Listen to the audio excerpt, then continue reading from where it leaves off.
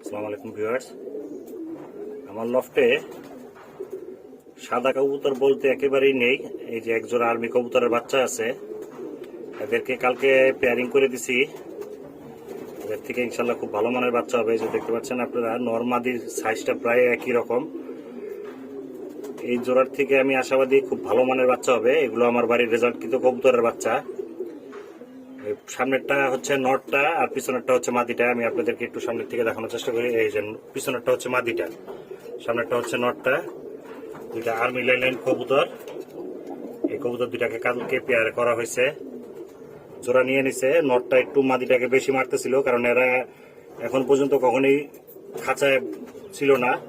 তাদেরকে কালকে হঠাৎ করে খাঁচায় দেওয়ায় নটটা একটু মাদিটাকে মনে হয় একটু বেশি মারছে। এখন আলহামদুলিল্লাহ সকাল থেকে দেখতেছি জোড়া নিয়ে নিছে। আপনারা কমেন্টসে জানাবেন ভিউয়ার্স, পেয়ারিংটা কেমন হয়েছে। মাদিটা একাধিক দিক থেকে পাল্লা করা আছে, আর নটটা হচ্ছে আপনার এই প্রথম জোড়া হইলো। নটটাকে আমি কোনো পাল্লা টাল্লা দিই নেই। দেখতে পাচ্ছেন আমার লফটে সাদা কবুতর বলতে এই দুইটা কবুতরই আছে। এরা কিন্তু আবার আত্মীয়তা সম্পর্ক আছে এদের মধ্যে। এরা কিন্তু খালা আর ভাগিনা। এই নটটা হচ্ছে এই মাদিটার বোনের বাচ্চা।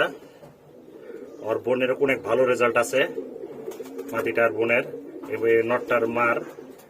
এই হিসাব করেই আমি দুইটা কবুতরকে পেয়ারিং করছি, তাতে এদের থেকে ভালো মানের ভালো কোয়ালিটির কবুতর হয় আর সাদা কবুতর হয়। আপনারা সকলে দোয়া করবেন আমার এই জোড়াটার থেকে যাতে আমি সাদা কবুতর পাই।